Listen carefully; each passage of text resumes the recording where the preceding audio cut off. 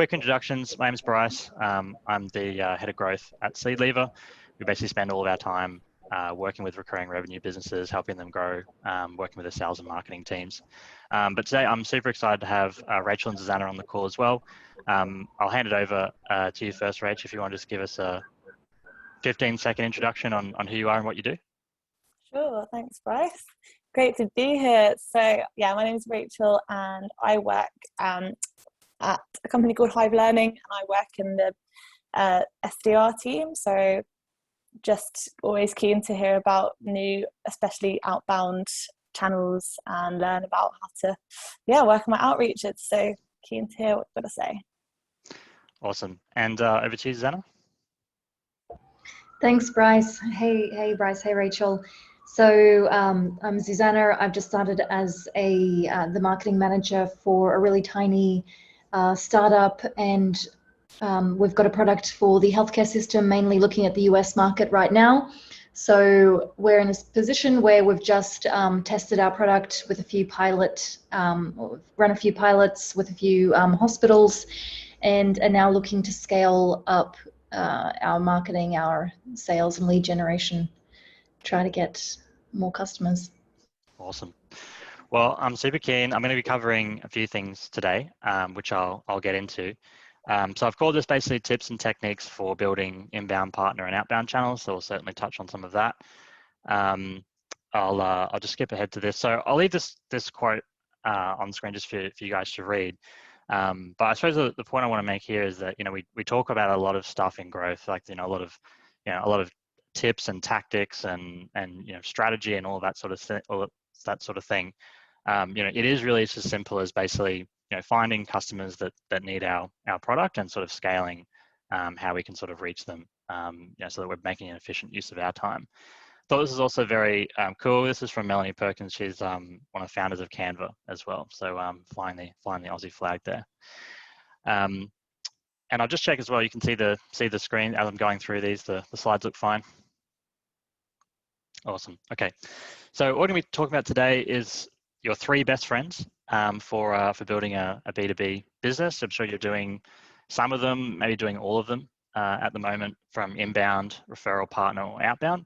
So I'm going to go through in this session today and sort of go take each one in turn, sort of show you, what are some of the challenges and what are some of the things that you can do, to sort of really get these going over the course of the next quarter.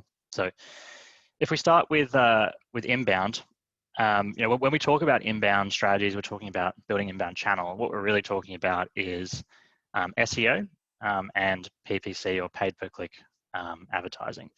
So, SEO, pretty straightforward. You generate content, you have a website, people land on it, they like what they see, and then hopefully they sign up. And we talk a lot about SEO sort of tactics and a lot of that sort of thing, like backlink strategies and keyword targeting, all that sort of thing, which we can get into. The other side is obviously more advertising. So this is basically where you're giving money to Google and Facebook, and they are hopefully bringing traffic to your site. And that's going to look like bidding on certain keywords and optimizing those conversion rates and all those sorts of things. So that's sort of what we're talking about. What I wanted to do is just sort of start with some of the challenges here, because I'd say more than anything, there's a lot of quote unquote gurus in this space. We've just had someone join. I'll get back and say hello. But we're talking about sort of some of the challenges in building an inbound channel there. So if we start, what I wanted to do is just take a screen grab from Ahrefs. They make SEO sort of management tools, and I think this one in particular is very key, because what they've essentially done is they've looked at sort of the top 10 results in Google. So Google anything, top 10 results. What you'll find, particularly if it's a high volume keyword, is that the top position, so number 1 in the search, the one that's going to get the most clicks, that's generally the oldest. And when they look across them, the average age of the oldest one is in excess of sort of 3 years. And even as you go down the list, the bottom one, the average age is within around that 2-year mark. So I don't think the big takeaway is SEO is a long game. So building the inbound channel is a long game. It takes a while to build up steam. but it's massively profitable if you can get it right. So just want to sort of dispel anything about SEO being a short-term, growth hack. It's a long-term investment around that. And when we actually dig down into it, what Ahrefs did work out was, you could actually with SEO get, quote unquote, lucky. So, they did find when they looked at their analysis, there was about 5 or 6% of all the pages that they studied that actually ended up in that top 10 within a year. So that's really good. That's that's half the time of the ones that we saw before. But here the volume of those keywords really matters, right? So if you have what's called a long tail keyword, which is a keyword that has maybe a very small amount of people searching for, a small amount of traffic, it's easier to rank for those in the top 10 quicker. So you can see that the amount of volume of that keyword, the amount of competition that's on there, really impacts when you can get it in there. So I'm certainly not claiming that you can't get anything into the top 10 within 2 years. You definitely can. But if you really want to compete on those really high volume, the juicy keywords where lots of people are going to be searching them and landing on your site, that's going to be a sort of a longer term play, and it's important to have a longer term sort of strategy around that.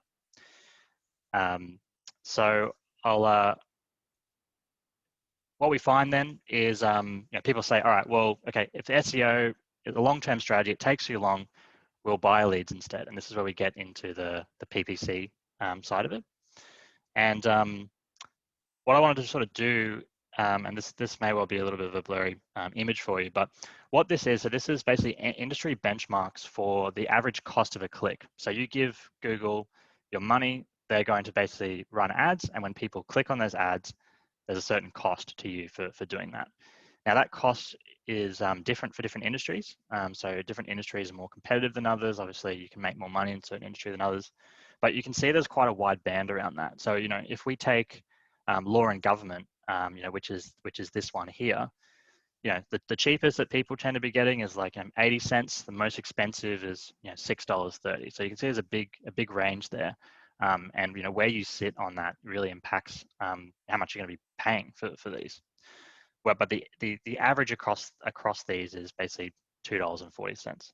So why does this matter? Well, I'm sort of trying to get to the math of this. So you pay for the clicks, people land on your site, but then you need to convert those people on your site into customers, and we call that the conversion rate when we're expressing how successfully we've done that. Of course, again, this varies by industry. The average seems to sit somewhere in that 4% one. So if you think, you're paying, $2.40 for a click, someone will land on your site, and then you've got, only say 3 or 4% of those clicks actually ending up in a sign up. What that then does, you can use that to determine the math and how much you're actually paying for these. So we crunch the numbers. If we assume a close rate from your inbound sales team of around 20%, which is actually really good, I think a lot of teams would love to have that. You'd end up with a customer acquisition cost or a CAC of $300. So this is nowhere near a free exercise. And what actually happens is these numbers become very sensitive. So I'd just say you've never done any of this advertising before. You start and you assume that, well, okay, maybe we're going to be a little bit worse than average. So we're not going to be average, we're going to be a little bit worse. And what we end up seeing is that, if you make the cost per click somewhere around $3, you make the conversion rate maybe 1% lower at 3%, maybe you drop the close rate by 10% because the traffic's not awesome. That customer acquisition cost blows out from 300 to 1,000. So people, when they start, they look at this sort of thing and they get scared and then they stop. So, it's important to sort of do all the numbers if you really want to do a really good pay-per-click advertising campaign. This is assuming no remarketing, no retargeting, none of that sort of stuff. Just your plain vanilla, then you need to think about the math of that. Does it make sense? So, these are the challenges. So, what can you do? To, if I can give you anything sort of take away, what would I give you? Well, one of the things, create amazing and reusable content. So, we can all do this. You don't have to be a graphic designer. You can just go and create content. You can interview people, you can write, you can do all that sort of stuff. And it's not hard. You don't have to be a marketing agency to do this, but, think about doing it in a reusable way. So, if you think about this sort of lunch and learn, I'm recording this, so, I can send this to people later. I could also write blogs based on this. I could cut out little snippets. All of that sort of stuff really helps and really makes it good for your inbound. I'd say learn and apply just basic SEO. So again, there's SEO agencies out there. If you really want to crank this up, you can definitely do that. But you just learn basic SEO. It'll get you there. You can read the Ahrefs website. You'll probably do an 80% good job of it, and it's better than nothing. And also just nail that organic buyer journey. So make sure your website actually makes sense. So when you land on the homepage, do you actually know where to click? Does an average person, when they're landing on your website, know how to actually sign up for your product? Because if they don't, once you start paying for traffic and sending them there, you're going to be wasting lots of money. So I'll just pause here. I know we've had a new person join the room, so I want to say hi. Just quickly after that, I'm going to run through partner and outbound. But if anyone had anything they wanted to clarify or anything, like that, now's your time to do that. Otherwise, all good. Cool. All right, so I'm going to go on to partner. And so this is basically where you're partnering with other companies. You might be serving similar customers, and you're getting, hopefully, referrals from them. So leads that you can then target. So there's 3 types of partnerships there. Strategic partnerships, basically where you're selling to people in the same industry. Marketing partnerships, where you might be selling to people in different industries, but there might be a lot of value in the brand recognition there. And integration partnerships. This is where you're in a software firm or something like that. You're integrating your 2 pieces of software together, which is a form of strategic partnerships, but you might not always be in the same industry. So there's a couple of ways to sort of slice and dice that. There's challenges in this, just like there's challenges in everything else. So if I just lay out sort of the 3 main ones that we see here, the first challenge to a lot of this, when you're partnering with companies, you're going to the market together, you're hopefully working together, attribution becomes difficult because you might have had a lead that was passed to you, but it's not always obvious that it was introduced from that partner. That can really make it difficult to sort of measure the ROI, track the sales, all that sort of thing. So that's definitely something you need to look out for. Repeatability. So basically making sure that you're hitting your targets. If you're a sales channel and you're a sales rep, you've got targets, but obviously your lead flow is massively impacted by what you're being referred. So building a diverse range of partners is really important, because if you just got a single one, that can go up and down massively. And then just complexity of the whole thing. If you've got an integration partner and you've got 2 pieces of software, you're kind of integrating them together. You've got to build that integration. Maybe you or maybe they do. You have to decide who does. You've got to set remuneration around that. So referral bonuses. You have to manage expectations around all of that. And then there's competition in this space as well. So some partners, if you've got a competitor, they might try to have a better partnership deal than you and lock you out. So that's all stuff that are common sort of frustrations in this. But then if we move on to some tips I gave you, and I'm very excited here because I got to put a picture of a tortoise on here. But if I just give you sort of 3 sort of top tips to take away, if there's anything you take away from this section, if someone comes to you and says, all right, we just, don't worry about all that partner stuff, and we just want to do lead sharing. So we give you some leads, you give them some leads. Just don't do it. Partnerships need to be built. What I'm getting to is on value, and like they need to be long term to make any difference. Otherwise, you're essentially just paying for leads. You might as well go and buy a list. There's no compelling reason for anyone to buy from you based on that. Second one, I'd say more tortoise, less hare. A lot of partnerships start with a lot of enthusiasm. They start with a bang. People are really excited to get started, and a few leads come either way. But then quickly, everyone's busy, and it's hard to, I guess, over time to keep them on track and keep them building, which kind of gives you that repeatability element of it. So have a strategy and clearly communicate what you're trying to get on each side, and take it slow and sort of look over the long term for that.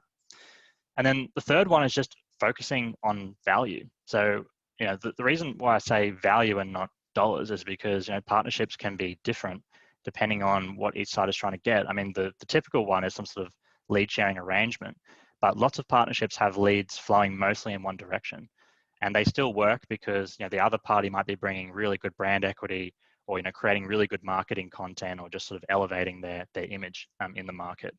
So you sort of need to look through just tally up, both sides of the ledger, who's given each other the most leads, and sort of communicate, how else do we get value out of this partnership, and making sure you're achieving those. So those would be the I guess the 3 top tips that I'd give around that.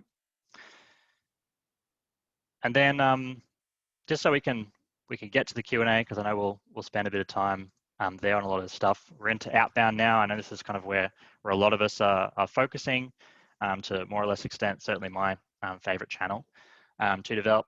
I put a very lengthy definition of account-based marketing there, but I've sort of highlighted some of the key terms around that. We're talking about accounts and prospects. We're talking about companies and people who work at those companies. We're talking about identifying them, targeting them through the various channels we have, and then sort of building up personas around these so that we understand, who is going to buy and why. So then, like the other 2 before, I'm going to get into some, well, firstly, a quick definition. So, when we talk about outbound, the reason that clearly makes it different to inbound is that when an inbound lead comes on, they sign up on your website. Outbound's completely different. You have to go and find these businesses. So, you need to go and find companies that could potentially buy from you using public or private data sources. You could be buying lists, you could be looking at LinkedIn, you could be doing all this sort of stuff. But eventually you'll find the target accounts. So these are companies that you want to sell to. You'll find target contacts at those using those personas. If you're selling marketing software, it might be the head of marketing. And then you need to find channels. So you need to find some way to contact them. Clearly, email, telephone. You can do direct marketing as well. There's lots of options. LinkedIn. Reg probably be able to tell us a lot about that. But one of the main things that kind of underpinning a lot of this stuff is what we're calling lead enrichment. So we need to basically try to collect as much information when we're doing outbound sales as we possibly can. So that's why I'm calling it is a data exercise. So we can use sources like government data. We can use your sort of social media search, aggregator website data in order to sort of overlay these data points on top. We can buy private data, so we can buy lists research that people have done. And we can also collect first-party data. So, we can call these people, we can run campaigns and outreach that facilitates people to give us information that kind of fills in that puzzle. So this is really, I guess, the lead element of it. And then that's the fuel you're giving to your outbound team to go and sell to these people. But clearly, there's challenges. I think you would have experienced a lot of them, but I've sort of created 2 sort of main ones which I want to talk about. The first one is what I'm calling the data problem. So if you look at this, basically you've got a pyramid. Most modern economies work this way. At the bottom of the pyramid, you've got the smallest companies. At the top, you've got the largest ones. And any economy, you'll have lots and lots of small companies, and you'll have very few large companies. That's pretty obvious. But if you start at the top of the pyramid, you'll have lots and lots of information on these companies. They might be listed on a stock exchange. They might have regulatory disclosures they need to do.